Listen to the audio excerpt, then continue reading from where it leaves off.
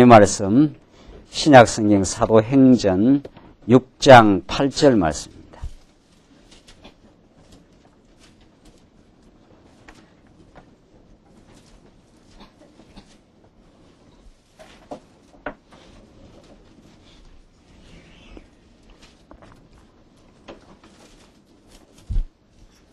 우리 하나님 말씀 사도행전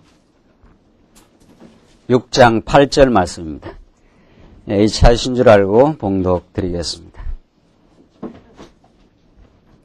스데반이 은혜와 권능이 충만하여 큰 기사와 표적을 민간에 행하니 리버디노 구레네인 알렉산드리아인 길리기아와 아시아에서 온 사람들의 회당이라는 각 회당에서 어떤 자들이 일어나 스데반으로 더불어 변론할세 스데반이 지혜와 성령으로 말함을 저희가 능히 당치 못하여 사람들을 가르쳐 말시키되 이 사람이 모세와 및 하나님을 모독하는 말하는 것을 우리가 들었노라 하게 하고 백성과 장로와 서기관들을 충동시켜 와서 잡아가지고 공회에 이르러 거짓 증인들을 세우니 가로되 이 사람이 이 거룩한 곳과 율법을 거스려 말하기를 마지 아니하는도다.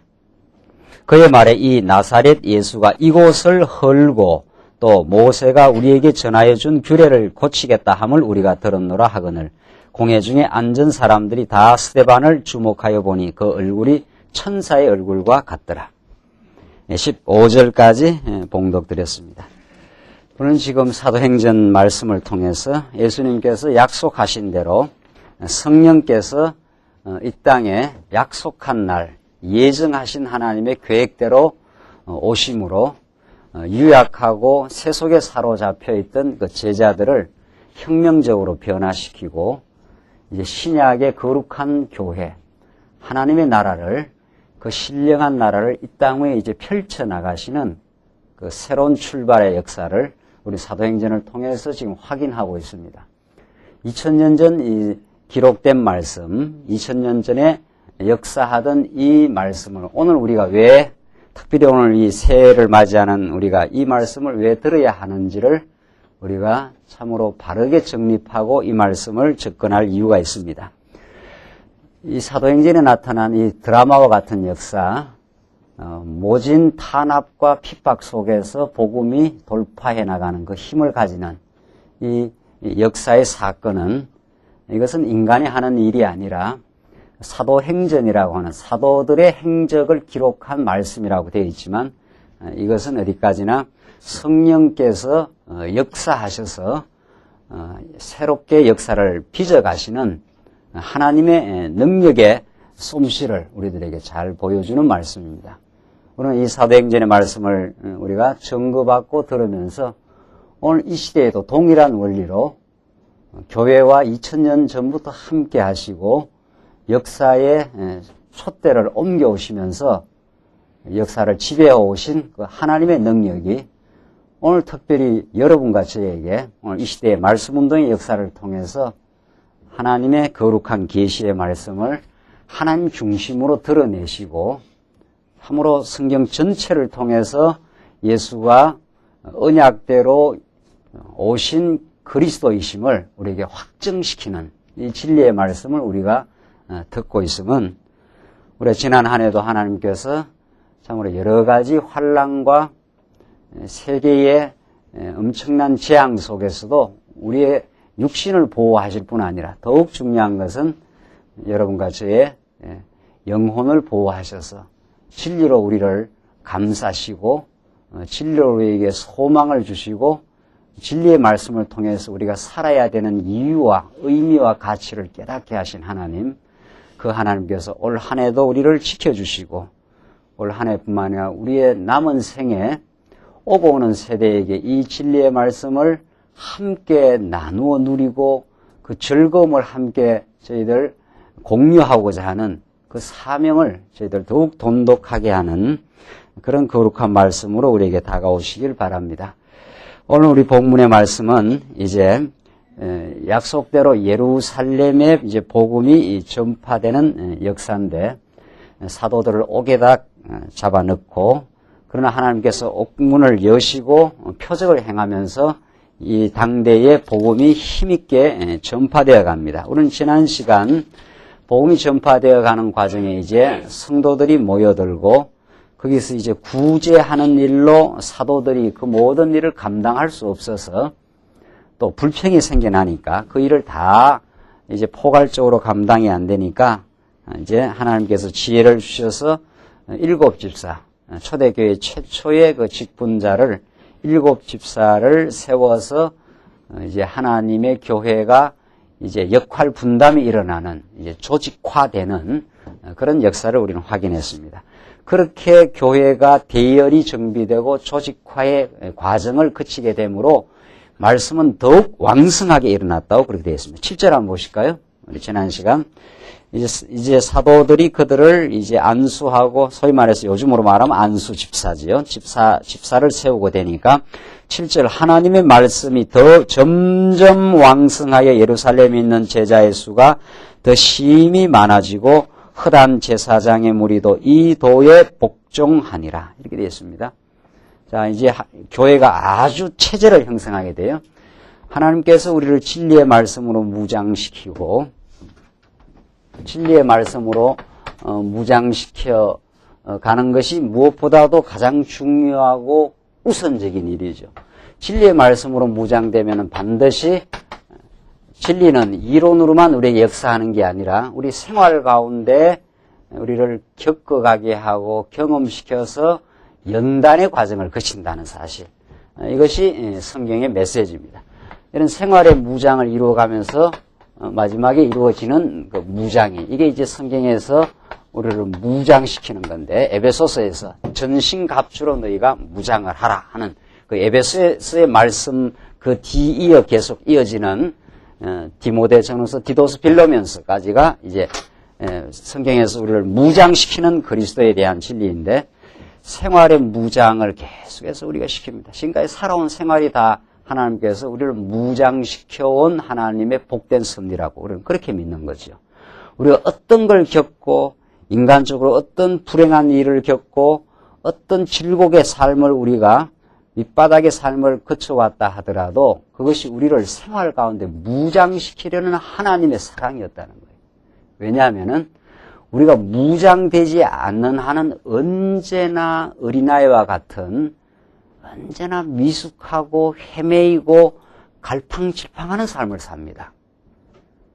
우리가 하나님의 백성이면 틀림없어요, 이미. 여러분과 저는 이미 내가 믿어서 구원 얻는 게 아니라 천국 백성으로 예정돼 있고 이미 천국 백성이에요. 문제는 이 땅에 사는 동안 우리가 갈팡질팡하며 정말 늘 자기 상처에 그냥 자기가 받았던 상처를 신앙적으로 해석하지 못하고 그 상처를 움켜잡고 늘 괴로워하고 몸부림치는 삶이냐? 안 그러면 하나님의 말씀으로 잘 무장되어서 전날의 괴로움과 상처와 공경의 삶을 오히려 하나님이 나를 아물게 하시고 단단하게 하시고 강하게 하시려는 하나님의 복된 섭리라고 해석을 하는 강건하고 담대하고 성숙된 삶이냐. 그 차이가 있는 것뿐이에요. 우리 이 땅에 지금 두신 것은 이거 보통 문제가 아니에요. 지금 우리가 지금 진리의 말씀을 깨닫고는 있는데 이 말씀을 깊이 있게 바르게 깨달으면 과거의 모든 어려움과 상처가 우리로 하여금 더 그리스도에게로 나아가는 밑거름이요. 그것이야말로 하나님의 나를 강건하게 붙드시는 하나님의 섭리요. 내가 내 원대로 내 계획대로 내 삶의 푸른 꿈대로 안 되고 좌절을 겪었던 것이 하나님이 예수께로 오게 하신 하나님의 복된 섭리라는 사실을 깨닫느냐 안 깨닫느냐 그 차이가 있는 거예요. 그걸 진리를 통해서 깨달으면은 과거를 긍정적으로 소화할 수 있고 미래를 감사할 수 있고 어떤 역경과 처지에 있다 하더라도 하나님이 하신다고 그걸 믿기 때문에 그런 현실의 단단한 믿음의 해석의 토대를 거쳐 미래에 대한 진정한 소망을 가지게 됩니다.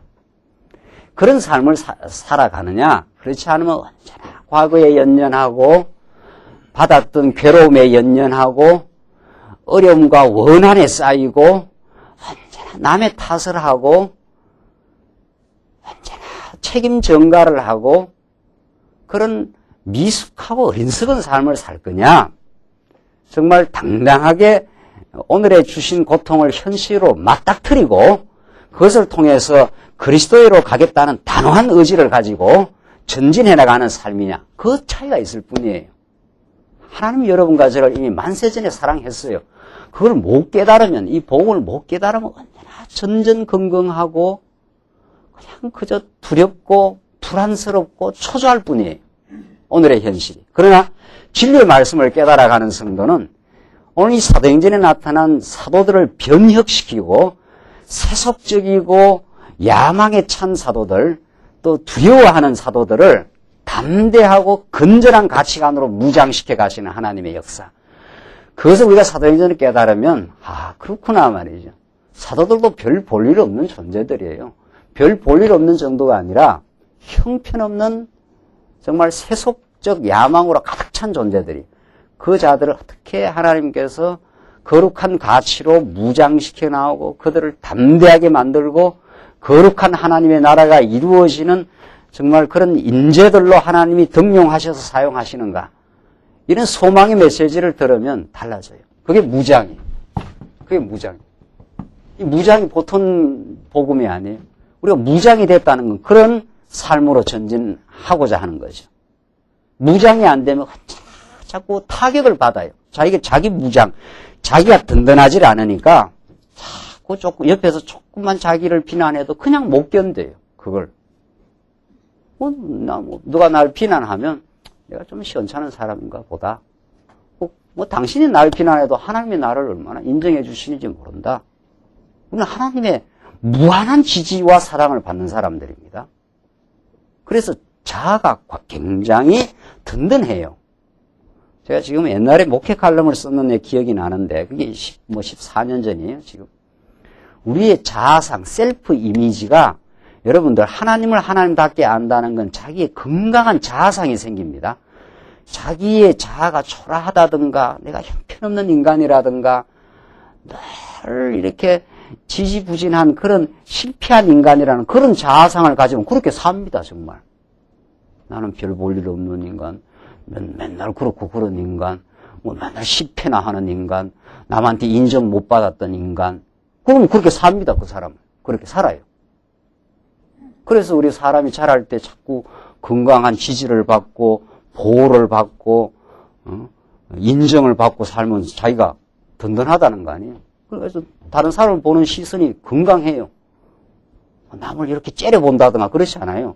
여러분 째려보는 거 아십니까? 괜히 남을 이렇게 째려봐요. 저 사람이 나를 혹시라도 미워하진 않을까 이런 거. 그게 괜히 위축이 되고 말이에요. 그게 건강한 자아상이 없어서 그래요. 예수 믿는다는 건 담대하고 그 셀프 이미지가 아주 건강해져요. 하나님이 나를 무한히 지지해주고 사랑해주고 내 허물을 용서해준다고 하는, 그래서 예수 믿는 거 아니냐 말이죠.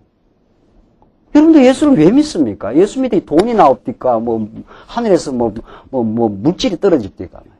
아니, 예수 믿는다는 건 영원한 하나님의 사랑을 깨닫고 정말 이 어려운 현실과 이 고통의 삶이지만 하나님의 무한한 지지를 받고 사는 사람이에요.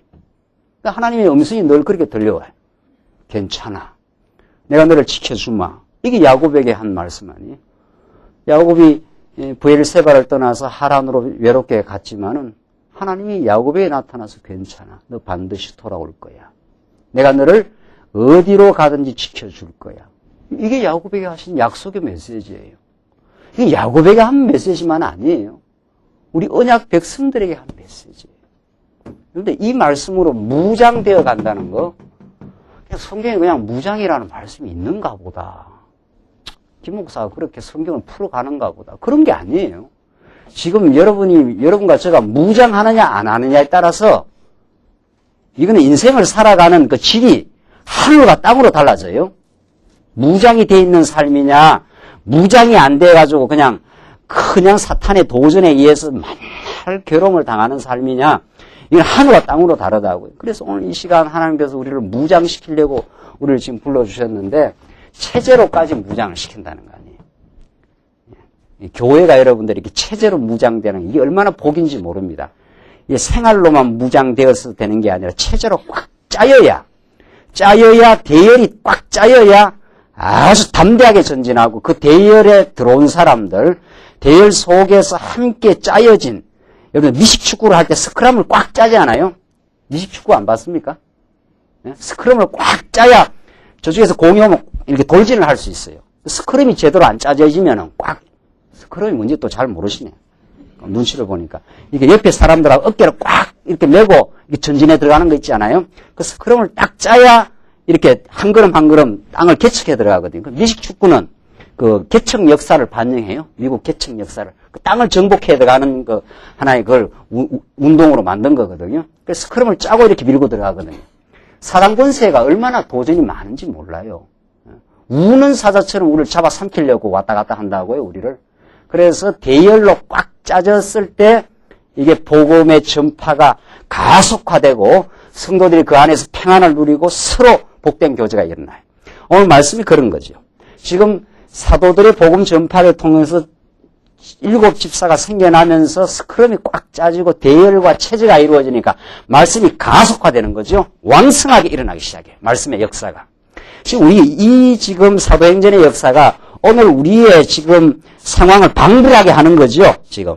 그래서 제자의 수가 심히 더 많아지고 허다한 제사장의 무리도 이 도에 복종하니라. 자, 이런 역사가 일어나면서 스데반의, 그 유명한 스데반의 사건이 일어납니다. 8절을 보십니다. 스데반이 은혜와 권능이 충만하여 큰 기사와 표적을 민간에 행하니. 나오잖아요. 스데반이 집사예요. 자, 이 집사가 얼마나 장렬하게 살아가는가 한번 보십시오. 내가 뭐 목사나 되고 해야 뭐 복음 전하지 그런 게 아니에요. 집사가 얼마나, 여러분 집사하면 이렇게 계급이 낮은 줄 아시죠? 또. 집사가 얼마나 담대하고 복음에 충만하고 정말 그 얼굴이 천사 얼굴처럼 그 두려움이 없고 그리고 밝았다는 거죠. 한번 보십시다. 스데반이 이 복음 전파와 순교의 역사인데 스데반이 은혜와 권능이 충만하여 은혜와 권능이 충만해. 이 성령이 역사하는 거죠. 그러니까 큰 기사와 표적을 민간에 행하니 리버디노 구레인 알렉산드리아인 길리기아와 아시아에서 온 사람들의 회당이라는 각 회당에서 어떤 자들이 일어나 스데반으로 더불어 변론할세. 뭐가 진리냐 아니냐 이걸 이제 변론이 일어났어요. 스데반이 지혜와 성령으로 말함을 저희가 능히 당치 못하여. 이게 스데반에게 역사한 성령의 메시지, 성령의 역사예요. 성령이 임하신다는 건 지혜가 넘쳐요. 하나님의 말씀을 잘 통달하게 되고 깨닫게 되고 모든 지금 복잡한 현실 속에서 하나님이 하신다고 하는 그 대원리를 잡아내는 그게 그 지혜가 넘치는 거거든요. 지혜가. 그러니까 이 정말 지혜라는 것은 그 전체를 보는 시각이에요. 우리가 이 그림이 그렇게도 중요하지 않아요? 우리가 여기 사는데 오늘 여기에 살아가는 우리 삶의 위상, 우리 이번에 남전도의 위상과 비전에 대해서 우리 참 새해를 맞이하면서 우리 노예 세미나를 했는데 우리가 여기 살아가는데 여기를 앞만 쳐다봐도 지혜가 안 나옵니다. 인간은 영원하신 하나님이 영원한 작정으로부터 영원한 세계로 우리를 끌어간다고 하는 전체적인 그 안목과 스케일이 우리에게 들어와야 우리가 여기에 살고 있다는 것이 하나님의 너무도 뚜렷한 예정하신 뜻 가운데 오늘 이 시대에 이 공간에 우리 주변에 우리의 지체들을 정확하게 이렇게 만나게 해서 딱 우리를 있게 하셨다는 그 자기 자리매김이 딱 분명해져요. 방황이라는 게 왜 방황을 합니까? 방황은 자기 자리매김이 인지가 안 되면 방황을 하는 거예요. 여기도 내 자리가 아니고 저기 가도 내 자리가 아니고 그렇게 되는 거거든요. 그게 방황이라는 거예요. 하나님을 모르는 인생이 결코 자기 자리매김이라는 게 가능하죠. 그게 위상이거든요. 아, 내가 여기에 서 있구나. 파스칼이, 그 유명한 철학자 파스칼이 내가 이 무한한 우주의 공간에 내가 여기 왜 있는지. 이게 너무도 이상하다는 거예요. 너무도 놀랍기도 하다는 거죠. 그런데 이 우주 공간이 얼마나 큰 줄 아십니까? 그 바스가는 성경을 깊이 몰랐어요. 그러나 그는 그 신에 대한 의식은 정도는 있었어요. 그 이 무한한 공간 속에 내가 여기 왜 있는지 잘 모르겠다는 거예요. 여기 있는지. 여러분들 우리가 기독교를 깨닫는다는 것은 기독교가 얼마나 요즘 오늘날 조잡해지고 말이죠. 천박해졌는지 몰라요. 기독교는 무한한 진리의 깨달음이고 이 우주의 운행에 대한 터득의 깨달음이고 역사 진행의 의미와 목적에 대한 깨달음이고 여러분과 저의 인생의 의미와 가치가 오늘 여기에 있음을 깨닫는 인생관의 변혁이에요. 기독교는 그렇게 천박하거나 조잡한 종교가 아닙니다. 기독교야말로 가장 고상하고 아름다운 종교예요. 그래서 이 지혜의 터득이라는 것은 전체적인 하나님의 뜻을 깨닫고 내가 거룩한 하나님의 예정하심 가운데 정확하게 오늘 이 자리에 있구나. 내가 여기 있어야 될 이유가 있어서 여기 있고 살아야 될 이유가 있어서 살고 깨달아야 될 이유가 있어서 지금 인생의 고통을 지금 고통을 겪어가고 있다고 하는 그 자리매김이 분명해진 인간이에요. 그게 지혜예요. 스데반이 그걸 깨달은 거 아니에요. 스데반이 지혜와 성령으로 했지 않았어요? 이 보통 말이 아니에요. 그러니까 이런 말씀들이 그냥 지혜가 나오는 게 아니에요. 그래서 그런 지혜와 성령이 역사를 하니까 저희가 능히 당치 못했다 그래요. 당연히 할 수 있어요. 이런 전체적인 포괄적인 지혜가 터득된 사람은 범사가 긍정적이고 매사가 미래에 대한 소망으로 가득 차 있는데 그러니까 당치 못하는 거예요. 이 율법주의자들 말이죠. 요거 지켜야 된다, 저거 지켜야 된다는 사람들 말이죠. 이렇게 해야 되고 저렇게 해야 된다고 하는 이 도덕주의자들 말이죠. 우리는 그런 율법주의, 도덕주의의 범주를 완전히 벗어나 있는 사람이에요. 하나님이 나를 사랑하시고 나를 여기 존재케 하시고 내 마음에 생명의 말씀을 주셔서 나로 하여금 사랑하며 살게 하시는 하나님에 관한 지식으로 충만해 있는 사람은 도덕주의라든가 요래 해야 된다라든가 저래 해야 된다라든가 이런 지시와 이런 갈등 속에서 완전히 벗어나 있어요. 그래서 자유롭게 성도를 사랑하는 그 섬김의 질서를 따라가는 사람이죠. 그게 지금 스데반이. 그러니까 스데반하고 스데반의 이 키가 이렇다면 이 율법주의자들은 이거 조무래기들이에요. 당연해지를 못하는 거예요. 우리 크리스찬이라는 게 그런 거예요. 세상이 감당하지 못하는 지혜와 정말 그 놀라운 통찰력을 가지고 사는 것이 크리스찬이라는 거예요. 오늘날 크리스찬이 얼마나 조물하게 돼가는지 몰라요. 이상한 기독교 말이죠. 비틀어진 기독교 말이죠. 스데반은 이렇게 당당합니다. 지혜가 넘치고 11절 사람들을 가르쳐 말시키되 이 사람이 모세와 및 하나님을 모독하는 말하는 것을 우리가 들었노라 하게 하고 자, 이 율법주의자들 이 당대에 이 서기관과 바리새인들이 지금 스데반을 지금 고소하는 거 아니에요. 이 거꾸로 된 세상이죠. 스데반이 진리의 사람이고 이 서기관과 바리새인들이 거짓을 말하고 있는데 이 거짓들이 뭐라 그럽니까? 스데반을 뭐라 그래요? 진리의 사람 스데반을 뭐라 그래요? 이들이 잘못됐다 그러죠. 이건 여러분과 우리 살아가면 그런 걸 많이 느끼죠. 우리는 무슨 소리를 가끔 듣습니까? 2다인지 3다인지 말이죠. 5단, 8다이라 그러지 왜 또 2다이나 그래? 자기들하고 다르게 이렇게 자기들이 생각지도 못했는 포괄적인 기독교가 전파되니까 아이고 그렇습니까 하고 깨닫는 게 아니고 자기들이 못 들은 걸 이렇게 전하니까 말이죠. 우리가 이상하다는 거예요. 꼬랑지 잘린 그 여우 새끼가 말이죠. 꼬랑지가 잘렸으면 자기가 이상한 거 아니에요.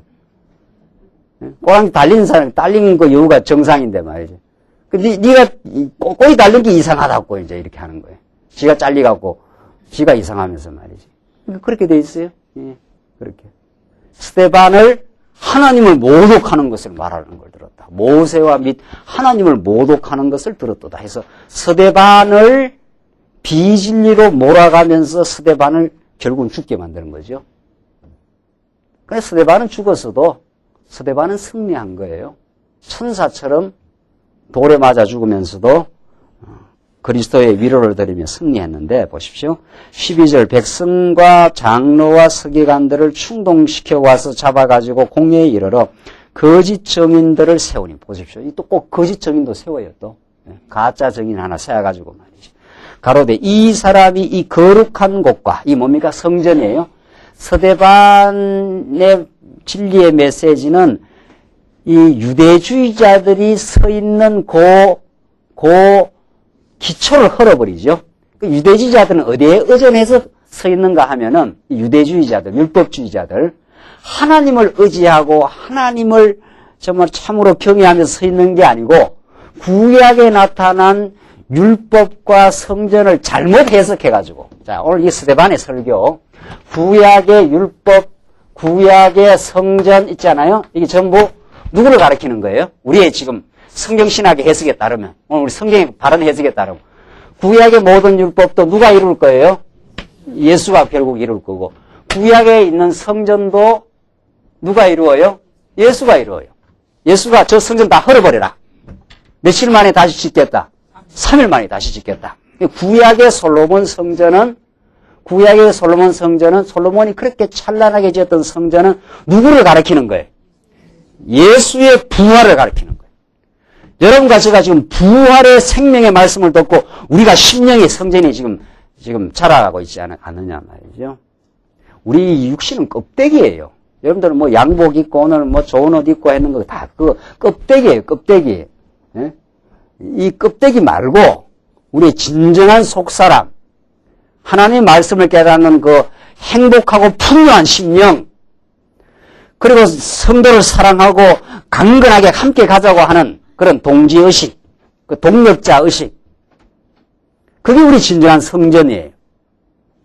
그게 있을 때 우리는 행복하고 충만하고 서로의 행복을 우리가 축복하고, 오늘 새 아침인데 말이죠. 참으로 우리 지체들이 강건하게 되길 바라고 말이죠. 그게 우리가 심령의 성전, 하나님의 거룩한 성전이 부활의 진리. 예수는 죽음에서 어떻게 해요? 사망 권세가 그를 억압할 수 없어요. 그래서 어떻게 해요? 3일 만에 부활하셨어요. 그 생명의 권세를 사망 권세가 어떻게 통제할 수가 없는 거예요. 이길 수가 없는 거죠. 그래서 예수님이 3일 만에 부활하심으로 여러분과 저를 사망 권세에서 해방시키고 이제 성장하게 만들잖아요. 이게 생명의 부활이에요. 이게 구약에서 성전, 솔로몬의 성전이 가리키는 진짜예요. 그런데 지금 유대주의자들은, 이 율법주의자들은 어디에 서 있습니까? 그들이 서 있는 입장, 그 서 있는 자리가 어디예요? 자기들이 율법을 어떻게 해요? 모세율법을 자기가 지킨다는 거예요. 예수님이 볼 때는 제일 엉터리들이죠. 너가 율법을 지키느냐 말이죠. 율법 못 지켜. 못 지켜서 죄인인데 내가 지켜주겠다는 거 아니에요? 두 번째, 그 헤롯 성전, 그게 어리우리한 헤롯 성전이에요. 몇십 년 동안 지은 성전이. 솔로몬 성전보다 더, 솔로몬이 성전이 무너지고 에스라 시대 때 다시 돌아와서 성전 지었지 않았어요? 그거 엄청난 성전이거든요. 그걸 다시 개축을 해가지고 지은 헤롯 성전이 그 당대에 있었어요. 그걸 보고 막 대단하고, 그 성전에서 성전세 받아먹고 거기서 착복하고 거기서 온갖 종교적인 기득권을 누리는 자들. 참으로 그 성전이라는 것은 하나님 여호와를 기억하게 하는 구약의 장치였는데, 그 모든 구약의 성전들이 메시아에게 와서 이루어졌는데, 그 메시아를 가리키는 것이 아니라, 그리스도를 가리키는 게 아니라, 그 성전을 지어놓고 온갖 인간의 야욕과 야망을 종교라는 미명을 통해서 실현하고 있는 이 종교주의자들 말이죠. 여러분들 종교가 그렇게 무서운 거예요? 다른 종교로 우리가 지금 들어와 있다는 것은 너무도 놀라운 복입니다. 세상의 어떤 정치, 경제, 문화보다도 종교 현상이라는 것을 통해서 인간의 야망이 실현됩니다. 그 숨겨진 야망이 말이죠. 그게 유대주의자들이에요. 그들이 그 자리에 딱 서 있는 거예요. 그래서 자기들이 주인이에요. 이 성전의 주인이에요. 그런데 오늘날 우리 한국교회가 말이죠. 예배당 부록으로 예배당 지으면서 뭐 짓는다고요? 네? 하나님께 뭐 드리는, 뭘 지어요? 성전 짓는다고 말이죠. 온갖 돈을 다 울가내고 말이죠. 그 하나님이 거기 계십니까? 네? 그 건물 지어놓으면 누가 있습니까? 하나님 새끼 발가락도 안 들어가요. 인간이 지어놓은 그 브로커로 철근 공사 때려넣어가 지어놓은 그 건물은 새끼 발가락이 뭡니까? 새끼 발가락 때도 안 들어가요, 거기에. 하나님이 워낙 크셔가지고, 그걸 성전 짓는다 하지 말고, 뭐 짓는다 해야 돼요? 우리가 사람이 많아지니까 우리도 뭐, 사람이 자꾸 더 많아지면 뭐 건물 지어야 될 거 아니에요? 건물을 짓든 더 큰 데로 가든 말이죠. 그래서 우리가 진리를 가르치고 진리를 우리가 참 전승하고 우리 아이들 말이지, 교육 공간을 만들려면, 그래서 우리가 힘을 모아서 정말 그렇게 하는 거지. 그 성전 짓는 거 아니에요? 성전은 누구를 가리켜요? 예수를 가리켜요. 그 거룩한 성전으로 오신 그리스도. 그리스도를 통해서만 우리 하나님께 나아갈 수 있거든요. 그리스도가 우리의 성전 되심으로 그리스도를 통해서 우리는 하나님을 만나게 되고 이스라엘 백성들의 희망이요 소망의 상징이 성전이 이스라엘 백성들이 범죄하고 양을 잡아가지고 성전으로 와야 살아나요. 그래서 예수가 우리의 소망이에요.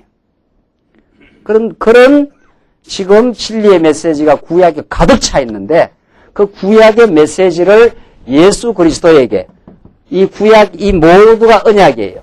율법도 예수를 언약하고 성전도 예수를 가리키는 말씀들인데 예수를 가리키는 게 아니라 예수를 싹 무시하고 지금도 율법을 지켜야 되고 성전을 유지하고 보호해야 된다. 이게 지금 바리새인들이 이 서기관들, 장로, 백성 장로 서기관들이. 자, 14절이죠. 그의 말에 이 나사렛 예수가 이곳을 뭐라고 해요? 헐고. 그들이 힘을 주는 걸 예수님이 뭐라 그랬어요? 헐어버린 거죠. 헐어라. 내가 3일 만에 어떻게 해요? 다시 짓겠다. 그러니까 이들의 저항이 보통 저항이 아니에요. 그러니까 진리가 전파되는 곳에 뭐가 저항을 합니까? 비진리의 세력이 저항을 하게 돼 있어요. 그래서 싸움이 벌어지는 거죠. 진리 싸움이. 나사렛 예수가 이것을 헐고 또 모세가 우리에게 전하여 준 규례, 이게 율법 아니에요? 율법을 어떻게 해요? 고치겠다 함을 우리가 들었노라. 그렇죠? 구약의 모든 율법들은 예수에게로 적용되는 거니까 율법을 이제는 구약 율법을 지킬 이유가 없는 거예요. 누가 다 이루어버렸으니까. 예수가 이루어버렸으니까. 우리는 구약 율법을 지키는 게 아니라 예수의 놀라운 구속의 은혜를 예수를 통해서 드러난 하나님의 위대한 복음을 지켜나가는 사람들이죠. 우리는 문자적으로 이렇게 율법을 지키는 그런 도덕주의자가 되는 게 아니라 하나님의 복음에 감격하고 복음의 말씀에 사로잡힌 바 되어 그 진리를 지켜가는 진리의 사람들로 우리를 만들지요. 그때 지켜가는 일은 무슨 무거운 율법을 지키는 도덕을 지키는 게 아니라 사랑의 감격으로 은혜의 감동을 따라서 사명감에 의해서 우리가 살아가는 사람들이죠. 그러니까 진리의 감동으로 사느냐 엉터리같이 자기 의를 위해서 살아가느냐가 완전히 갈라지는 거죠. 지금 스데반과 이 당대 종교 기득권자의 그 갈라짐이 여기 있어요. 자, 그러니까 공회 중에 앉은 사람들이 다 스데반을 주목하여 보니 그 얼굴이 어때요? 천사와 얼굴과 같더라. 그렇게 스데반이 진리 안에서 살아가는 사람의 마음이 평온하고 밝다 이 말이죠. 누구를 만난 사람? 구약에 말하는 율법과 성전을 이루신 예수를 만난 사람이 그런 거예요. 예수를 만난 사람. 그래 이 말씀 들으면 우리 온 성도님들의 얼굴이 미스 코리아가 되는 거예요. 미스 코리아가. 여러분들 어떤 사람은 미스 코리아라 그런 줄 아세요? 키가 적어도 170대야 되고 36, 20, 35 뭐 이런 거 있잖아요. 내가 잘 모르겠는데 뭐 그런 거. 그러면 날씬해야 그 미스 코리아가 된다면서 천만의 말씀이에요. 천국 백성의 미스 코리아. 미스 코리아는 아니에요. 미스 천국. 그러니까 미스 천국은 누가 미스 천국이 되는가? 마음의 평화를 가진 사람. 마음의 그리스도를 향한 확신과 평화와 감사가 넘치는 얼굴이에요. 그게 미스 천국이에요. 오늘 중요한 게 하나 나왔네. 미스 천국을 오늘 뽑아야 돼요. 예. 마음의 평화가 있는 사람, 그 사람이 가장 가장 아름다운 거예요. 마음의 평화. 마음의 감사가 있는 사람. 범사가 하나님이 나를 보호하시고 인도하신 섭리였구나. 이걸 깨닫고 마음에 감사하는 사람. 그 얼굴이 해돋는 얼굴이에요. 예, 밝은 얼굴. 스데반이 그렇다는 거예요. 복음은 그렇게 우리를 만듭니다. 우리가 복음 밖에 있으면 그냥 불안하고 짜증스러워요. 복음의 말씀을 들으면 범사가 나를 사랑하시는 하나님의 섭리라고 그렇게 해석이 되고 하나님 지금 우리를 보호하고 있습니다. 또 내일 일이 염려되고 또 10년 후이 염려됩니까? 그걸 우리는 허탄한 생각이라 그래요. 우리가 염려해서 지금까지 건강하고 지금까지 살아온 게 아닙니다. 하나님의 절대적인 은혜와 주권에 의해서 지금 여러분과 제가 경제적이든 건강적이든 모든 것을 보호받고 살아왔어요. 그걸 깨닫는 게 복음이거든요. 그 하나님의 절대 주권이라 그러잖아요. 우리의 건강과 인생과 가정과 교회의 주인됨이 예수께 있지 여러분과 저의 지혜와 솜씨 있는 게 아니라는 거예요. 그 얼굴이 밝아지는 거죠. 평화를 얻어요. 스데반이 아주 이 위협 가운데 사람들을 충동시켜가지고 이 백성과 장로들이 공에다가 몰아붙이잖아요. 아주 위협을 가하겠다 이 말이죠. 그런데 스데반의 얼굴이 이렇게 밝았다는 거죠. 7장 보십시다. 7장 보시면은 7장에 이게 스데반의 아주 놀라운 복음 전파입니다. 이 스데반 집사예요. 그러면 집사라면은 계급이 낮은 줄 아는데 그렇지 않아요. 하나님의 거룩한 직분인데 스데반이 어떻게 복음을 전파하는가 한번 보십시오. 이 스데반 집사는 구약을 아주 막 관통을 하고 있어요. 그런데 이 스데반의 설교야말로 우리 말씀운동의 설교, 우리 광야교의 설교를 방불하는 거예요. 우리가 언제나 구약 전체를 통해서 구약 아브라함 사건, 아브라함을 뛰어넘어 다윗으로 이어지고 누구에 이어져요? 예수께로 이어지는. 그게 유명한 낳고 아닙니까? 여러분들 인터넷 보셨어요? 인터넷 요번에 낳고 시리즈 우리 꽁떠 있었지 않았어요? 예. 그 낳고가 아브라함으로부터 예수 그리스도에게로 이어지는 그 하나님의 신실하고 놀라운 하나님의 역사, 주도의 능력, 그게 낳고 사건이에요. 하나님이 약속하신 것을 이삭에게, 아브라함이 약속한 것을 이삭에게, 이삭이 약속한 것을 누구죠? 야곱에게, 그것을 다윗에게, 그것을 마침내 누구에게? 예수에게 이어가는 그 하나님의 역사를 관통시키고 개성시켜 가시는 하나님의 역사. 그것이 오늘 스데반 설교입니다. 한번 보십시다. 스데반 설교 어떻게 나가는가 한번 보십시오. 대제사장이 가로되 이것이 사실이냐? 대제사장이 그러니까 이 고소자들의 말을 듣고 이제 스데반을 추궁을 하는 거죠. 이제 이게 사실은 너 죽이겠다 이 말이죠.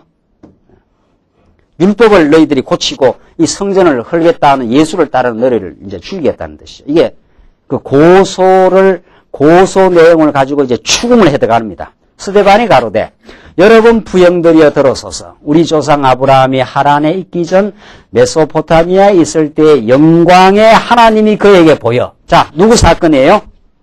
예? 아브라함 사건. 자, 하나님께서 그러니까 스데반이 결국은 이때부터 해서 누구를 마지막에 증거합니까? 예수를 증거하는데 어디를 거론해요? 아브라함을 거론해. 이게 정말 언약 성취의 대표적이고 전형적인 설교예요. 이게 이 스데반의 설교 따라 우리 설교를 해야 되죠. 우리 설교도 말이죠. 이 기독교의 설교는 이렇게 하는 거예요. 기독교 설교는. 그러니까 우리 성경신학적 설교학 책을 하나 써야 되지 않겠어요? 설교는 도대체 어떻게 할 것인가?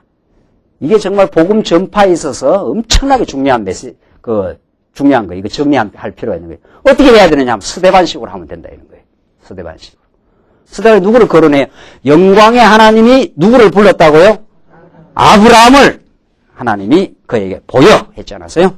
영광의 하나님이 그에게 보여. 3절 가라사대 내 고향과 친척을 떠나 내가 내게 보일 땅으로 가라 하시니. 이게 하나님이 아브라함에게 준 약속이고 명령이고 그렇습니다. 이 아브라함 창세기 12장에는 이 말씀을 가지고 어떻게 설교를 하시는지 아십니까?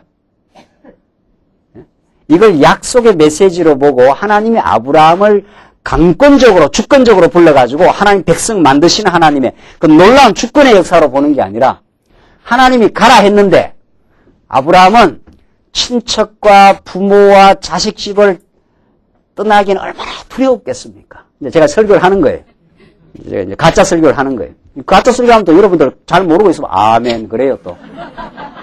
제가 진짜 설교와 가짜 설교를 번복해서 하면은 저게 맞는가 보다. 하나님은 명령했어요. 친척과 아비와 그 본토 땅을 떠나라는 명령을 아브라함이 받았습니다. 자, 이제 결단을 해야 됩니다. 친척과 아비를 떠나는 새로운 삶을 이제 떠나야 하는 아브라함. 얼마나 두려웠겠습니까? 그러나 아브라함이 드디어 의지 결단을 하고 부모와 친척과 아비 집을 버릴 때 복을 받았습니다. 이제 이러면 되는, 이 설교가 되는 거죠? 여러분도 여러분이 지금 예차를 가지고 있는 재물을 버리십시오. 그리고 교회로 바치십시오. 그럴 때 여러분은 엄청난 복이 옵니다. 설교가 그렇게 나가요. 이 아브라함 설교가. 대표적인 아브라함 설교예요. 그러니까 하나님의 약속의 메시지, 영광의 하나님의 아브라함이 나타나셨다는 거 아니에요. 아브라함이 언제 하나님을 찾은 존재가 아니에요. 여러분과 제가 하나님을 찾은 게 아니에요, 원래는. 우리 죄악 가운데서 멋대로 살았습니다, 우리가. 하나님 우리에게 영광을 보여주시고 아브라함에게 약속할 뿐 아니라 히브리서의 말씀을 따르면 아브라함에게 믿음을 주신 여호와 하나님이에요. 갈 수 있도록. 아브라함이 의지결단을 잘해서 간 게 아니고 의지결단을 하도록 믿음을 주신 여호와 하나님이 증거돼야 되죠. 틀림없지요. 틀림없지요.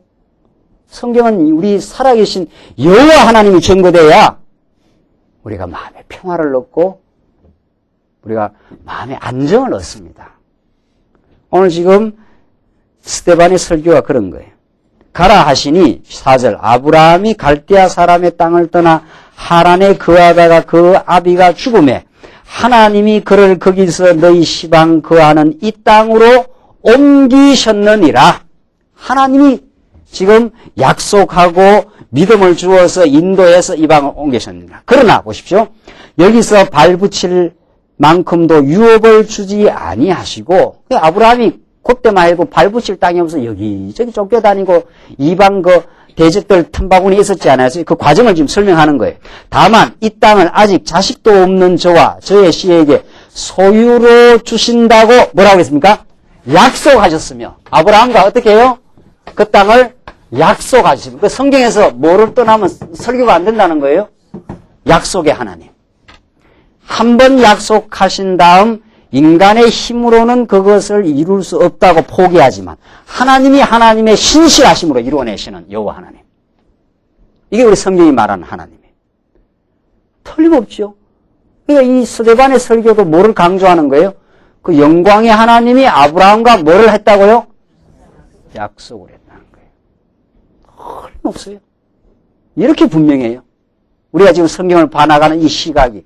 여러분들이 이제 김 목사의 설교가 맞구나 이러지 말고 김 목사가 성경대로 하는가 그걸 여러분들이 확인해야 돼요. 그래야 여러분들의 신앙이 자라요. 김 목사가 이렇게 전하고 가르치는 대로 따라간다가 아니라 김 목사가 성경대로 하는지를 여러분의 눈으로 확인하셔서 이게 성경대로 한다면 성경을 믿고 따라야지요. 저도 성경을 믿고 따라가는 사람이니까. 그래야 우리가 성경의 진리 안에서 하나가 되는 거죠. 그게 우리가 성경을 통한 하나님 중심의 신앙이에요. 우리는 그렇게 되기를 바라는 거죠. 우리의 모든 신앙이. 그런데 오늘 성경을 보시라 말이죠. 하나님이 그 땅에서 발붙일 유업을 주지 않고 아브라함이 처음에는 굉장히 인간적으로 불안했습니다. 여기저기 밀려다니고 쫓겨다니고 하는. 그러나 자식이 없었을 때 이미 뭐를 주기로? 예? 예, 씨에게 자식도 없는 저와 저의 씨에게 소유로 주신다고 그 땅을 약속했어요. 그 땅 준다 이 말이죠. 그래서 아브라함이 나중에 사라가 죽었을 때 그 땅을 막벨라 굴을 돈을 주고 사면서 그 땅을 이제 차지해 들어가는 거죠. 그 역사를 우리 창세기에서 공부했지 않았어요? 제가 창세기 다 설교할 수 없잖아요. 성도대학 나와야지요. 나와야지가 아니라 하나님께서 나오게 하시면, 그래서 성도대학에서 우리 창세기를 공부하니까 창세기에서 하나님께서 척척 아브라함의 그 땅을 점령해 들어가도록 역사하셔요. 그걸 지금 스데반은 창세기 역사를 훤하게 꿰뚫고 있어요. 스데반만 그런 게 아니라 우리가 지금 성경 쭉 지금 배워나가니까 우리가 지금 창세기부터 연결되는 그 구약 역사의 스토리를 훤하게 꿰뚫고 있는 거죠. 이게 진리의 역사에. 그게 꿰뚫어져야 예수에게로 증거되고 그래야 하나님의 살아계심이 우리에게 증거되거든요. 그래서 스데반이 그렇게 설교를 하고 있어요, 지금. 6절, 하나님이 또 이같이 말씀하시되 그 씨가 다른 땅에 나그네 되리니 그 땅 사람이 종을 삼아 400년 동안을 괴롭게 하리라 하시고, 이것도 약속이에요. 이것도 예언이에요. 그런데 하나님이 그 땅을 보십시오. 지금 스데반의 설교가 이렇게 돼요. 여기가 약속의 땅 아니? 이게 갈대아우르 지방이고 여기서 불러내갖고 이쪽으로 지금 왔지 않았어요? 하나님이 이 땅을 주시긴 하시는데 이 땅을 바로 주는 게 아니고 바로 주면 은혜로 어떻게 해요? 못 깨달으니까. 한번 어떻게 해요? 400년 어디다가? 애굽에다가 종사를 시켜서 괴롭게 했다가 다시 돌아와서 들어오게 하겠다. 지금 그 말 아닙니까? 이게 지금 구약의 창세기 역사거든요. 그걸 지금 스데반이 지금 그대로 지금 말하고 있네. 그렇게 하나님이 예언하셨다는 거예요. 너희들 400년 들어가서 이방 민족에 들어가서 종이 되어가지고 400년 동안 괴로움을, 고통을 겪게 하겠다 하시고, 7절, 또 가라사대 종 삼은 나라를 내가 어떻게 해요? 심판하리니, 너희들을 종 삼은 그 바로의 권세, 애굽을 하나님이 어떻게 하겠다고요? 심판하겠다는 게 때가 되면 내 백성을 너희가 왜 괴롭혔느냐 하고, 그 괴롭힘을 주는 분도 누구고? 참 이상해요. 그러니까 하나님 괴롭힘을 주시는 분도 하나님이고 하나님이 때가 되면 등장하는 이놈들 말이죠. 내 사랑하는 백성들을 왜 괴롭히느냐 하고 이제 심판을 해버리는 거죠. 그래서 이스라엘 백성들을 애굽에서 해방시켜내는 역사. 자, 정말 이건 이 구약의 이 스토리, 이 구약의 이 역사, 이건 읽어도 정말 새로운 우리의 정체성으로 우리가 왜 여기에 서 있나를 정확하게 보여주는 거예요. 하나님 여러분과 저를 죄악 가운데 가두어 두셨다가 이 죄악 권세를 예수 그리스도가 심판해버리고 우리를 해방시켜낸 거거든요. 그게 구약은 우리의 오늘의 삶을 그대로 방불하게 지금 드러내는 거 아닙니까? 그렇게 해서 심판하리니 그 후에 저희가 나와서 이곳에서 어떻게 해요? 나를 섬기리라 하시고. 그러니까 여기 나와요. 여기서 그냥 아주 멸망시키지 않아요. 하나님이 정한 때가 되면 나와서 광야에서 하나님을 섬겨가면서 나중에 가나안 땅에 가서 본격적으로 섬기지요. 그래서 우리가 지금 하나님 섬기는 것을 배워가고 있는 곳이 어디입니까? 광야에. 그렇죠? 전에는 누구를 섬겼으니까? 애굽신을 섬기고 죄악 권세를 섬기던 우리가 이제 광야로 나와서 하나님 섬기는 걸 배워가고 있어요. 그게 율법이에요. 그게 율법. 율법에서 제사는 이렇게 드리라 저렇게 드리라 하는 게 있잖아요. 그 구약의 모든 제사, 그 성전에서 해갔던 제사가 누구를 가리키는 거니까? 예수를 가리키는 거니까. 그러니까 우리가 예수를 깊이 자꾸 깨달아가면 누구를 섬기게 되어 있습니까? 우리 하나님을 섬깁니다. 하나님이 이렇게 우리를 사랑하셨습니까? 하나님 우리를 이렇게 인도하시는 주권자입니다. 하나님이 우리를 교회의 백성으로 삼아서 우리 사랑하는 지체들과 이 행복한 대열을 갖추어서 전진하게 하셨습니다. 하나님을 자꾸 섬기는 걸 배워요. 우리 이 광야에서는. 천국 가면은 이제 다 배웠으니까 어떻게 해야 돼요? 배운 대로 사는 거죠. 천국에는. 예. 거기는 미스 천국도 뽑고. 예. 누가 이 땅에서 제일 많이 고통과 어려움을 겪었는가? 그 예수님이 눈물을 다 씻어주고 얼굴을 환하게 만들어주고. 예. 그래서 많이 고생했다 말이지. 많이 힘들었겠구나 하면서 우리가 풍성한 은혜와 긍휼과 사랑을 만끽하는 곳이 천국이에요. 그 영원한 천국도 천국이지만 이 땅에서 그 맛을 보기 시작한다는 거죠. 우리는 이미. 왜? 예수님이 천국으로 왔으니까. 이 땅에서부터 우리가 그 천국의 기쁨을 우리가 맛보면서 살아가는 것. 이게 지금 우리 신앙생활인데 하나님이 지금 그렇게 하시겠다는 거죠. 죄악 세상 가운데 400년을 가두었다가 심판을 통해서 그들을 나오게 해서 하나님을 섬기리라. 약속 아니에요. 도무지 섬기면 뭐를 떠나서는 못 풀어요? 하나님이 하시겠다는 뜻이에요. 약속은. 그러니까 여러분과 제가 지금 하나님을 섬기고 교회를 섬기는 건 뭐가 이루어지고 있는 거예요? 약속이 이루어지고 있는 거예요. 약속이 이루어진다는 건 하나님이 나로 그렇게 하나님을 섬기는 사람을 만들어가는 그 의지가 지금 실현되고 있는 거예요. 우리가 그래서 감격하고 감사하는 거죠. 하나님 어찌하여 하나님을 섬길 백성이 되었나이까. 하나님을 섬겨야 인생은 행복하거든요. 하나님을 깨닫고 하나님을 섬길 때 우리 자녀가 부모를 섬길 때 행복하거든요. 알고 보면. 하나님 우리를 그렇게 만들어 가신다는 거예요. 8절 할례의 언약을 아브라함에게 주셨더니 그가 이삭을 낳아 8해 만에 할례를 행하고 이삭이 야곱이 우리 12조상을 낳으니 쫙 열거 나옵니다. 너 우리 내 백성이다라고 할례를 딱 해가지고 백성으로 징표를 삼아요. 이제는 이거는 죽어도 내 백성이라는 거죠. 절대로 다른 세력이 너를 해치지 못한다. 그게 할례입니다. 그리고 이삭을 낳고 이삭이 12조상을 낳으니 이제 계속 역사가 나와요. 9절 여러 조상이 요셉을 시기하여 이제 요셉 사건이죠. 애굽에 팔았더니 하나님이 저와 어떻게 해요? 함께 계셔. 요셉과 함께 있어요. 그 모든 환난에서 건져내사 애굽왕 바로 앞에서 은총과 지혜를 주심에 바로가 저를 애굽과 자기 온 집의 치리자로 세웠느니라. 이게 유명한 요셉 사건. 요셉을 낮출 대로 낮추고 어려움을 주시고 그 모든 환난을 주시는 하나님께서 역전의 드라마를 일으키는 그걸 지금 스데반은 아주 구약 역사를 아주 휑 꿰뚫고 있습니다. 11절 그때 애굽과 가나안 온 땅에 흉년들어 큰 환난이 있을새 우리 조상들이 양식이 없는지라. 야곱이 애굽에 곡식이 있다는 말을 듣고 먼저 우리 조상들을 보내고 또 재차 보내매 요셉이 자기 형제들에게 알게 하고 또 요셉의 친족이 바로에게 드러나게 되니라. 요셉이 보내어 그 부친 야곱과 온 친족 75사람을 청하였더니 야곱이 애굽으로 내려가 자기와 우리 조상들이 거기서 죽고 세겜으로 옮겨 아브라함이 세겜 하물의 자손에게서 은으로 값주고 산 무덤에 장사되니라. 하나님께서 드디어 이 야곱 12자손들을 애굽에서 보호하시는 하나님의 섭리. 하나님이 한 번 아브라함과 약속을 맺었기 때문에 아브라함과 맺어서 이 땅 주시겠다 했기 때문에 절대로 이 애굽에서 아주 망하게 안 한다는 거죠. 400년 그냥 괴롭힘을 주긴 하지만은 하나님께서 건져내시겠다.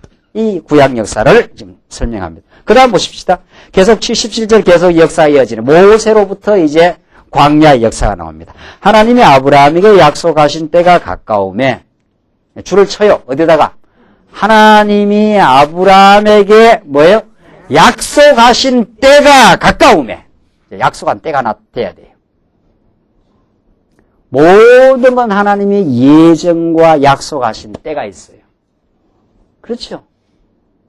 우리가 발버둥 친다고 되는 게 아니에요. 네?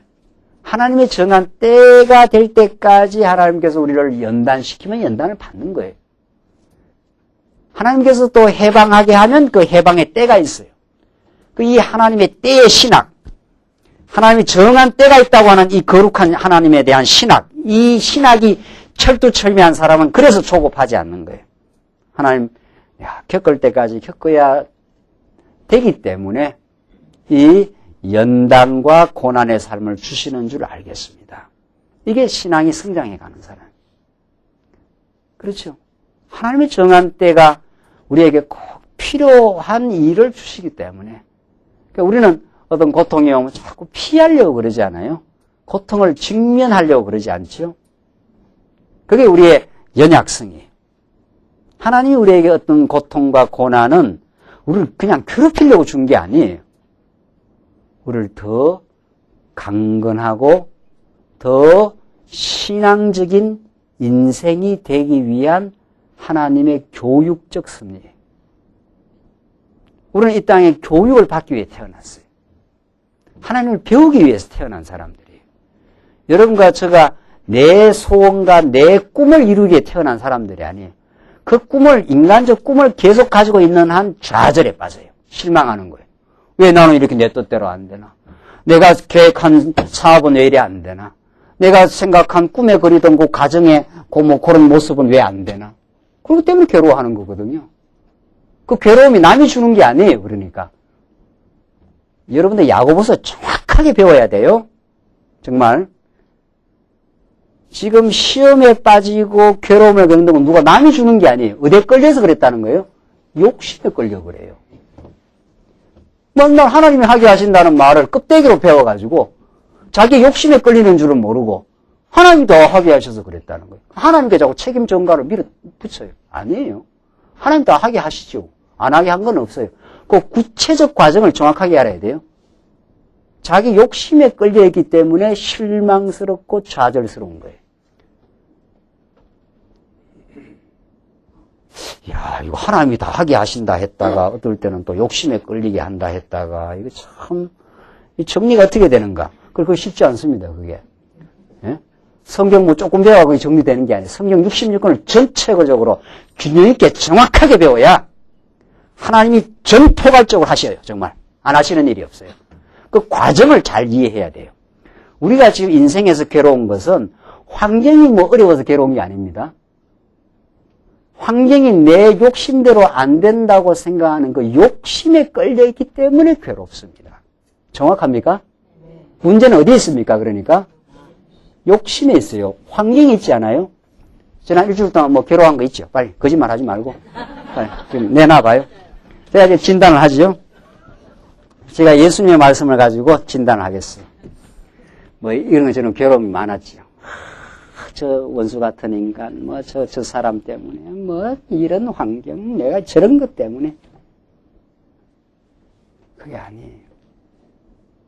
그것을 하나님의 섭리로 받아들이지 못하는 불신앙, 나의 욕심, 내 꿈을 내 뜻대로 하고자 하는 그것 때문에 내가 시달린 것 뿐이에요. 그런 투명한 자기를 발견하기 시작하면은, 아, 그랬습니까? 하나님 앞에서. 그러면서 그 문제의 원천을 발견하고 그 문제의 원천을 또 주신 분도 하나님이에요. 근본적으로. 하나님 내가 할 수 없습니다. 이제 예수께로 가야 되겠습니다. 그래서 예수 안에서 내 욕심 꾸러기 같은 내 인생을 용납하시고 사랑하시는 예수를 발견하고 예수 안에서 예수님의 그 은혜를 깨닫고 용서하심을 깨닫고 해방을 받아요. 그때. 그래서 인생은 자기를 발견하고 예수를 발견하고 해방을 받습니다.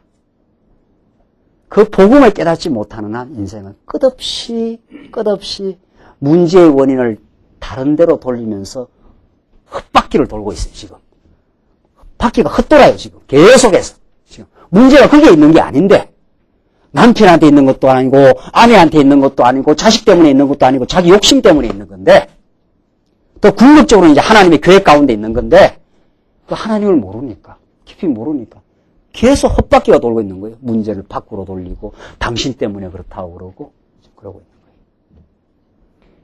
거예요. 이 사단의 속임에서 벗어나야 돼요. 이게 사단이 우리를 속이고 있는 거예요. 그 진실한 자기를 대면하지 못하도록 지금 하고 있는 거예요. 그러나 진리를 깨달으면 진리의 빛이 확 비춰버리면은 그렇습니다. 내 안에 욕심이 있었고 내 안에 어리석음이 있었습니다. 그러나 나를 용서하시는 그리스도 안에서 우리는 또 새롭게 전진할 수 있습니다. 오늘 스데반의 설교는 그 놀라운 구약 역사의 드라마를 그 언약 성취 역사를 통해서 그리스도에게로 우리 다음 시간 다시 더 확인하도록 하십시다. 기도하겠습니다. 우리 자비하신 하나님 아버지 은혜와 사랑을 감사합니다. 오늘도 사도행전 말씀을 통해서 초대교회에 성령께서 사도들을 붙들어 연단하시고 그들을 통해서 하나님 나라를 건설해 가시는 그 치열한 역사를 확인했습니다. 이 말씀 통해 하나님 살아계시고 우리와 함께 하시고 우리를 지금 변혁시키는 그 놀라운 복음의 깨달음 속에서 마음의 참된 자유와 소망을 얻게 하시옵소서. 예수님 이름으로 기도하옵나이다. 아멘.